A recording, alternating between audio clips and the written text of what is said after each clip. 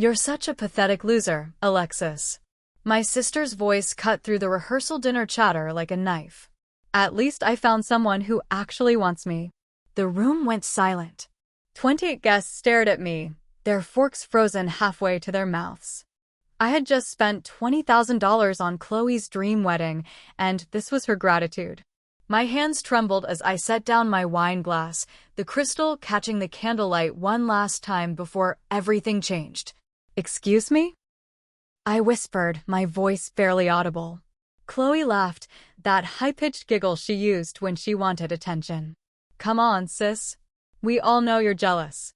29 and still single while your baby sister found her soulmate." She gestured dramatically at Brad, who looked uncomfortable but said nothing. The rehearsal dinner I had paid for, the flowers I had arranged, the venue I had booked, all of it suddenly felt like a mistake. But not the kind of mistake I was used to making for my family. This was different. I stood up slowly, my chair scraping against the hardwood floor. "You know what, Chloe? You're absolutely right." Then I walked out. The Seattle rain hit my face as I stepped onto the sidewalk, each drop washing away 5 years of playing the supportive older sister. $20,000. My entire savings account, emptied for someone who saw me as a joke. My phone buzzed immediately. "Mom." "Alexis, come back." She didn't mean it. Delete. Another buzz. "Dad, don't be dramatic. It's her special week." Delete. By the time I reached my apartment, 17 missed calls cluttered my screen. I silenced the phone and opened my laptop. If they wanted drama, I'd give them drama they'd never forget. The bank statements loaded on my screen. Every transaction told a story. $5,000 for the venue deposit, $3,000 for flowers, $2,000 for photography, $4,000 for catering, $6,000 for her dress and accessories. $20,000 that I had transferred in careful installments over 6 months. But there was something else in those statements. Something I hadn't noticed before. Transfers from Chloe's account, not to me, but to herself. She had been moving money around, large amounts. And the dates were suspicious. I opened a new browser tab and searched for Brad's social media. His latest posts showed a different story than the fairy tale Chloe had been selling. Pictures of him looking stressed, captions about financial planning, and tough decisions. One post from 3 weeks ago made my blood run cold. "When your girl has expensive tastes but mysterious income sources." My phone rang. Jenna's name flashed on the screen. "Thank God you answered," my best friend said without preamble. "I've been trying to reach you. Are you okay?" "I'm perfect," I said, and for the first time all evening I meant it. Actually, I'm better than perfect. I'm enlightened. "Alexis, what are you planning?" I stared at my reflection in the dark window. Justice. The next morning brought a new wave of messages. "Mom again. She's stressed about the wedding. You know how she gets." "Chloe, sorry if I hurt your feelings. You know I love you, right? See you at the ceremony tomorrow." That last message made me laugh out loud. Not an apology, a manipulation. She hadn't even acknowledged what she'd said, just dismissed my feelings as an overreaction. I spent the morning making phone calls. First to the venue coordinator, then to the florist, then to the photographer. Each conversation was the same. "I need to confirm the payment arrangements for tomorrow's Chloe Davis wedding."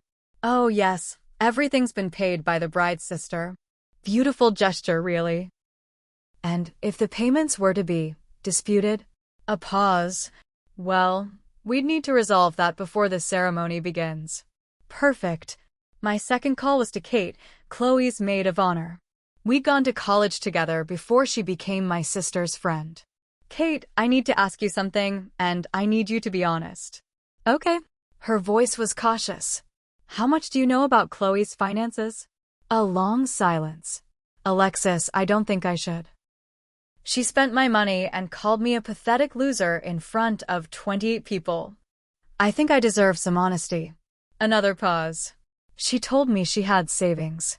But some things didn't add up. The credit card bills she showed me, The way she panicked when Brad asked about joint accounts. And there was this conversation we had about her income from Instagram, but the numbers she mentioned seemed inflated. What kind of numbers? She claimed she was making $8,000 a month from sponsorships, but I've seen her analytics. There's no way. $8,000 a month. While I knew for a fact she averaged maybe $1,200 from her sporadic brand partnerships. I had helped her set up her business accounts, after all. Kate, I need one more favor. My third call was to Brad's brother Mike, the best man. We'd connected at the engagement party over a shared love of craft beer and honest conversation. Mike, this is going to sound strange, but I need to know something about Brad's financial situation. That is strange, he said slowly. Why? Because I think he's about to marry someone who's been lying to him about money, and I have proof. What kind of proof? I told him about the bank transfers, the inflated income claims, the fact that she'd spent my money while pretending to have her own. By the end of the conversation, Mike was quiet. Jesus, Alexis. Brad's been worried about their finances for months. She keeps talking about big purchases after the wedding, but she's been vague about where the money's coming from. He assumed her family was helping. Her family is helping. I'm her family, but she doesn't want him to know that. What are you going to do? I looked at my reflection in my laptop screen. I'm going to give them a wedding they'll never forget. That evening, I received an unexpected visitor. My mother knocked on my door at 8 p.m., her face a mixture of disappointment and desperation. Alexis, we need to talk. I let her in, noticing how she immediately went to my couch like she owned the place. Some habits never died. Your sister is devastated, Mom began. She says you won't return her calls. Devastated about what, exactly? That she called me a pathetic loser, or that I'm not pretending it didn't happen. She didn't mean it that way. How did she mean it, Mom? Explain to me how calling someone a pathetic loser in front of their entire family has a good interpretation. Mom shifted uncomfortably. She's stressed. The wedding, the pressure, the $20,000 I spent on said wedding. Mom's face went pale. You didn't have to spend that much. Actually, I did. Because when she came to me crying about not being able to afford her dream wedding, I believed her. When she said she'd pay me back after her sponsorship deals came through, I trusted her. When she promised this would bring our family closer together, I bought it. She's going to pay you back. I opened my laptop and turned it toward her. Bank statements filled the screen, highlighting every transaction. With what money, Mom? Her income is $1,200 a month on average. Her rent alone is $1,500. The credit card statements I helped her organize show she's $23,000 in debt. So tell me, where exactly is my money coming from? Mom stared at the screen, her face growing paler with each number. I didn't know it was that bad. But you knew it was bad. You all knew she couldn't afford this wedding. You knew I was paying for everything. And you still sat there while she called me a pathetic loser for being single. What do you want, Alexis? An apology. I want honesty. And I want respect. But since neither of those seem to be available, I'll settle for consequences. Mom's voice turned sharp. Don't you dare ruin her wedding day. I'm not ruining anything. I'm just not pretending anymore. After she left, I received a text from an unknown number. This is Brad. Mike gave me your number. Can we talk? I called him immediately. Alexis, Mike told me about your conversation. Is it true? About Chloe's finances? Every word. Do you want to see the proof? Yes. I think I need to see it. I sent him screenshots of everything. Bank statements, credit reports, income records. The evidence that his future wife had been lying about money for months. 15 minutes later, my phone rang. Holy shit. Brad's voice was shaky. She told me she had $40,000 in savings. She has negative $23,000 in savings. And the money for the wedding came from you. Every penny. Jesus Christ. We've been making plans based on those numbers. The honeymoon, the apartment, everything. I thought we were starting our marriage with a solid financial foundation. Brad, what are you going to do? A long pause. I don't know. I love her, but this isn't just about money. This is about trust. If she lied about this, what else has she lied about? That's not for me to answer. Will you be at the wedding tomorrow? I looked at the dress hanging in my closet, the one I'd bought specifically for my sister's special day. I'll be there. The wedding venue looked perfect. My $20,000 had bought a fairy tale setting, white roses everywhere, crystal chandeliers, silk draping that transformed the space into something magical. Guests were already arriving, all dressed in their finest, ready to celebrate love and new beginnings. I wore my black dress not out of spite, but because it felt honest. I was mourning something, after all. The relationship I'd thought I had with my sister, the family dynamic I'd been enabling for years. Chloe looked stunning in her $6,000 dress as she prepared for the ceremony. Through the bridal suite window, I could see her laughing with her bridesmaids, completely oblivious to the conversations that had been happening around her. Kate found me before the ceremony began. Alexis, are you sure about this? About what? Whatever you're planning. I can see it in your eyes. I'm not planning anything, Kate. I'm just done pretending. The ceremony was beautiful. Chloe walked down the aisle to the music I had selected, surrounded by the flowers I had chosen, toward the altar I had paid to decorate. She looked radiant, genuinely happy. For a moment, I almost reconsidered everything. Then she caught my eye as she passed my row. Her smile faltered for just a second, and she mouthed thank you with tears in her eyes. That's when I knew she still didn't understand. She thought my presence meant forgiveness. She thought my money meant unconditional support. She thought she could have her cake and eat it too. The officiant began his speech about love and honesty, about building a life together on a foundation of trust. The irony was thick enough to cut with a knife. If anyone has a reason why these two should not be wed, speak now or forever hold your peace. The traditional pause. Except this time, someone spoke. I do. The voice came from the back of the room.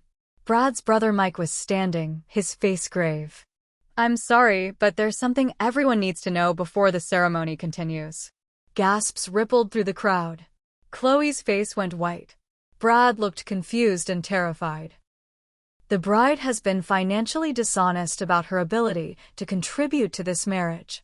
The wedding we're attending today was paid for entirely by her sister, not by the bride herself, as she's been claiming. Furthermore, she's hidden significant debt from her future husband while making false claims about her income. The silence that followed was deafening. You could hear the wind outside, the distant traffic, someone's stomach growling. But no one moved. Chloe found her voice first. That's not true. Mike, why would you say that? Because Brad is my brother, and he deserves to know the truth before he signs legal documents tying him to your financial situation. Brad turned to look at Chloe, his face a mixture of hurt and confusion. Chloe, is this true? Brad, I can explain. The explanations are in my purse, I said, standing up. All eyes turned to me as I walked to the front of the room. Bank statements, credit reports, loan documents. Everything Mike just described. I opened my purse and pulled out a folder, setting it on the gift table where everyone could see it. This contains proof of every transaction related to this wedding, every financial claim that's been made, and every debt that's been hidden. Chloe's voice cracked. Alexis, please don't do this. Do what? Tell the truth? Because yesterday, you called me a pathetic loser in front of our entire family for being single.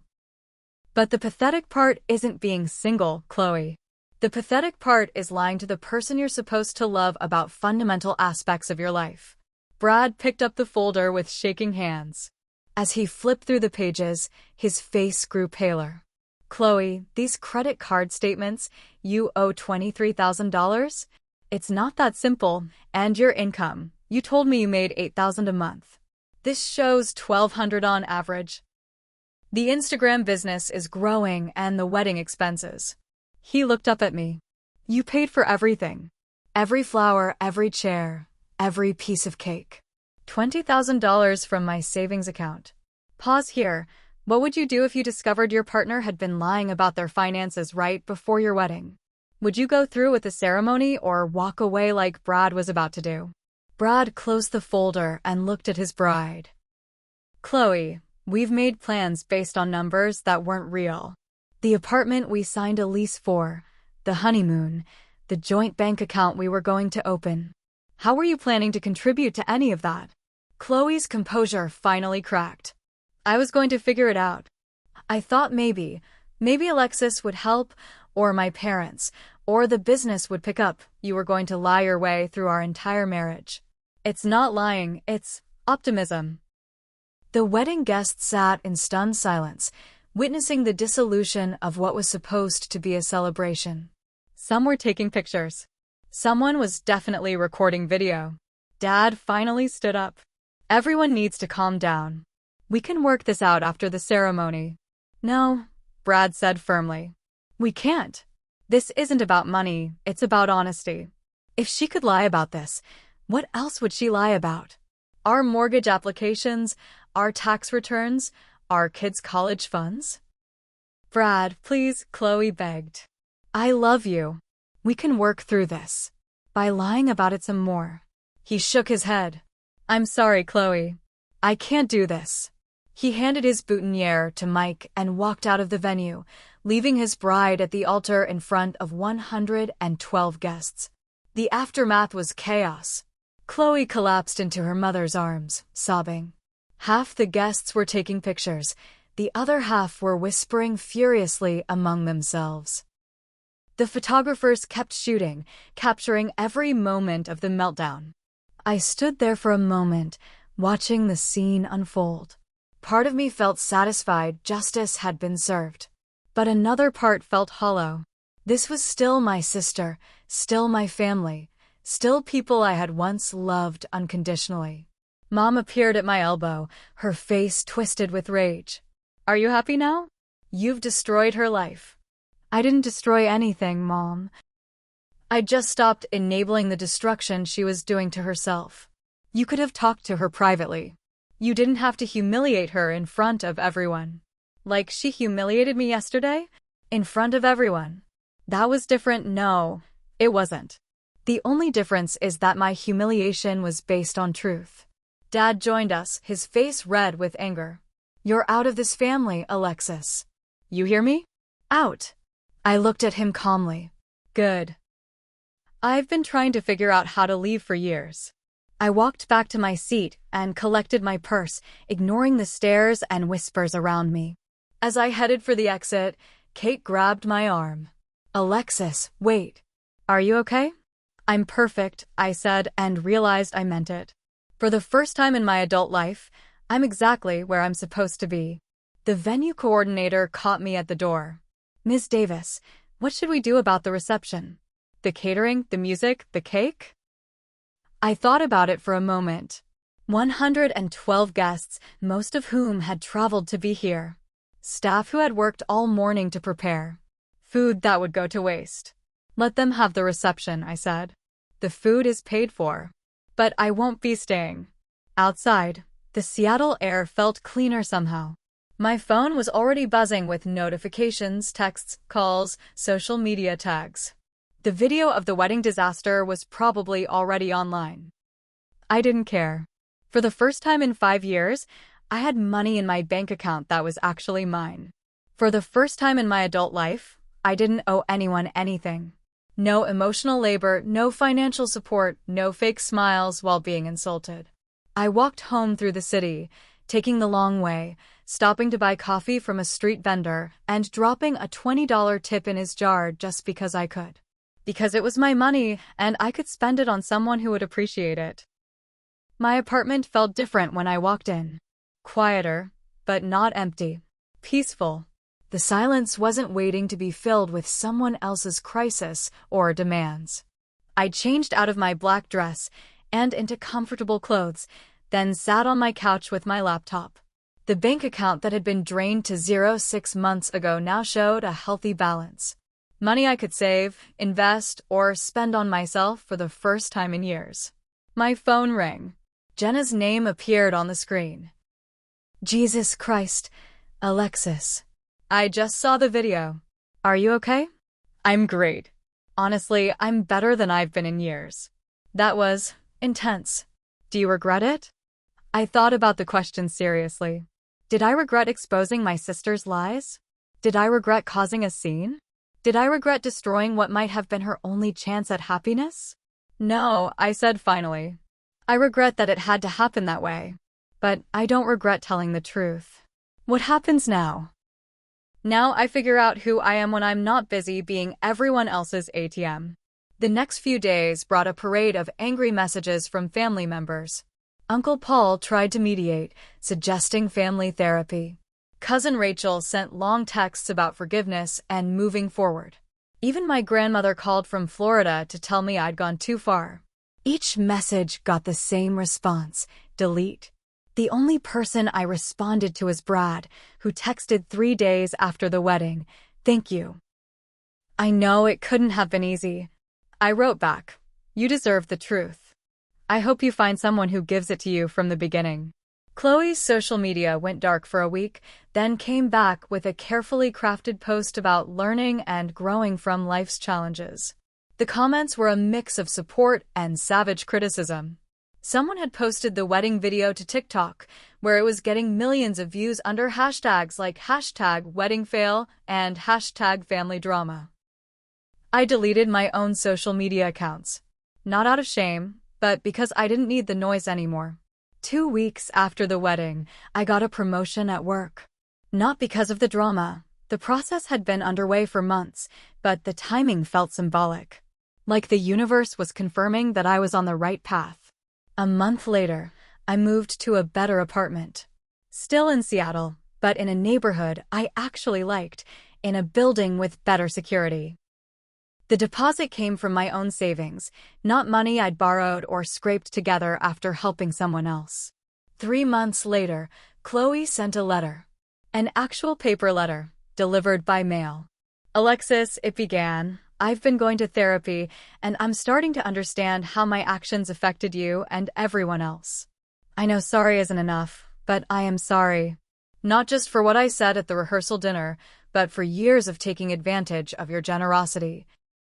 I don't expect forgiveness, but I wanted you to know that I'm working on becoming someone who deserves it." The letter went on for 3 pages, detailing her financial recovery plan, her therapy sessions, her attempts to rebuild trust with the people she'd hurt.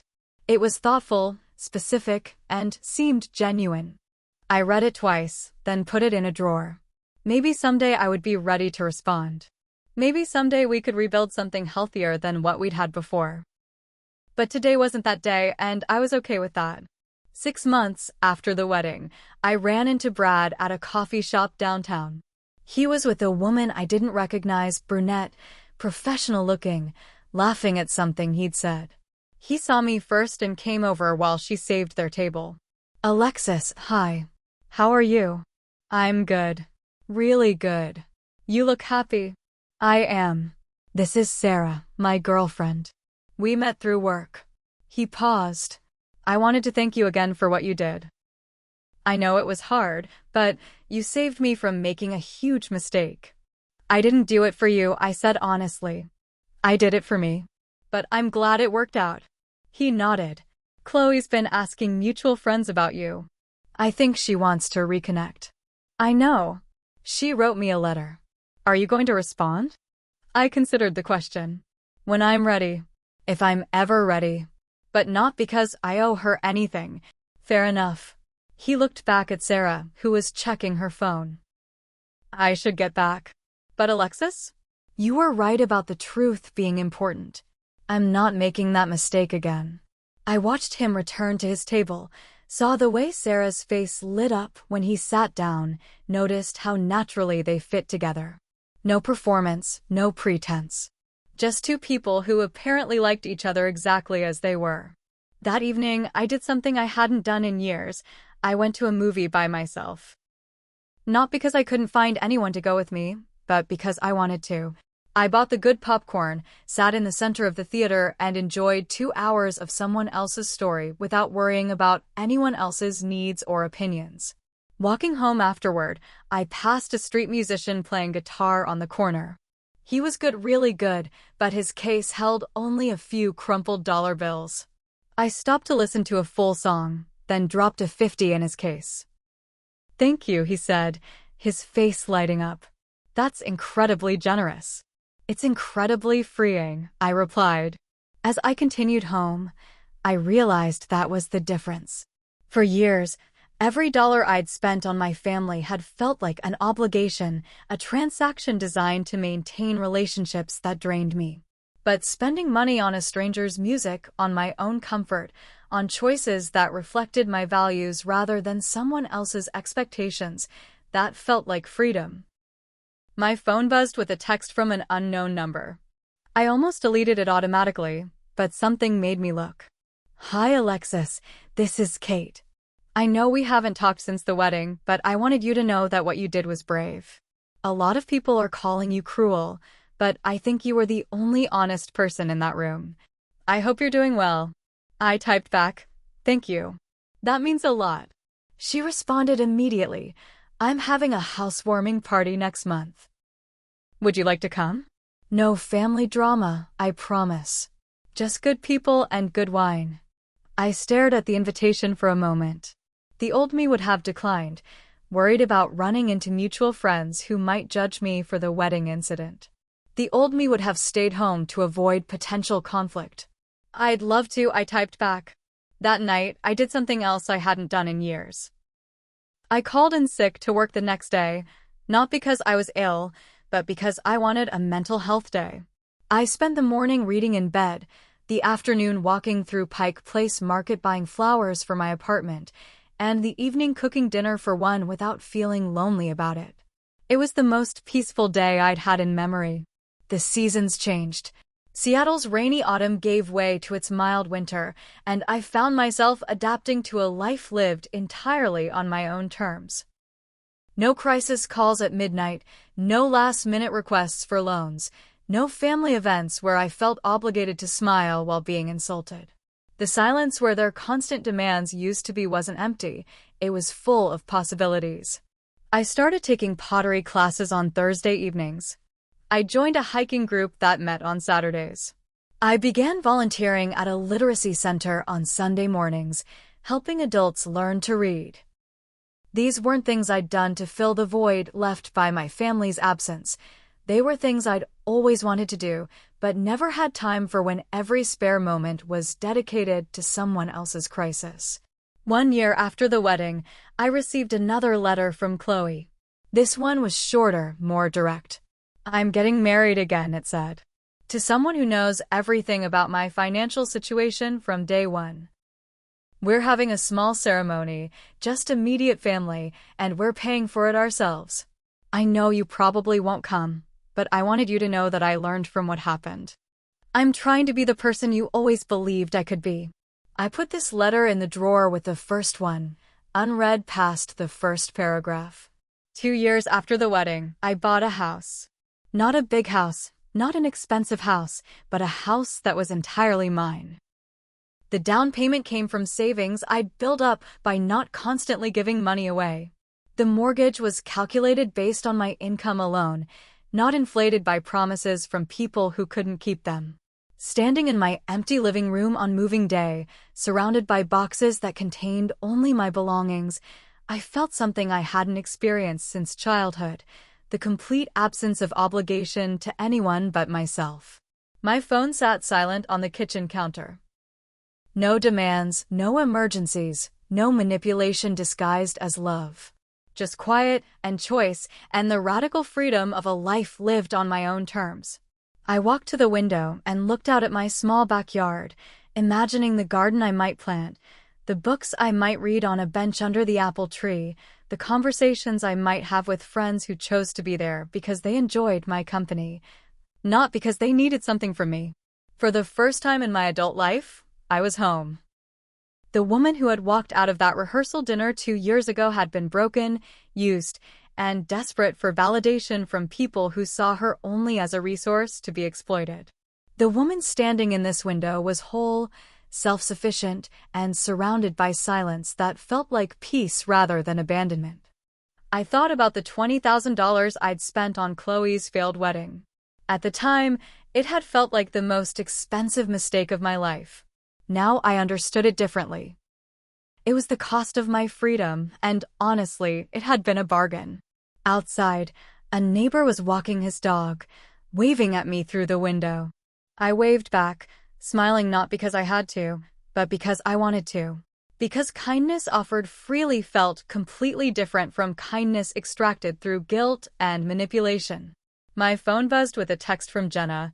"Housewarming party this weekend?" "Absolutely," I typed back. "Bring wine and anyone you think I'd like to meet." "Anyone I think you'd like to meet? Are you ready to date again?"